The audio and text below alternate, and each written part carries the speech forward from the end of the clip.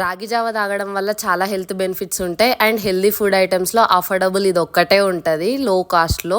So నేను use చేసేది అయితే రోస్టెడ్ వీగన్ రాగి పౌడర్ అనమాట. చాలా టేస్టీ ఉంటుంది. దీన్ని ఒక గ్లాస్ వాటర్కి ఒక స్పూన్ పౌడర్ తీసుకొని ఇట్లా వాటర్లో మిక్స్ చేసుకొని బాయిలింగ్ వాటర్లో వేసేసేయడమే.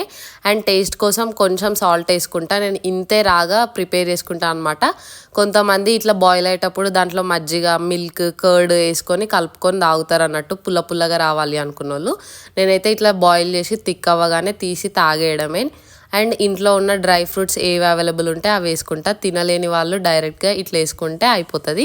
అండ్ ఆల్సో ఇక్కడ ఎర్లీ మార్నింగ్ రోజు మా కామెడీ ఎట్లుంటుందో చూసేసేయండి. చట్నీ ఫ్రీ నువ్వు చేయబట్టే దోశ ఇట్లా అయింది.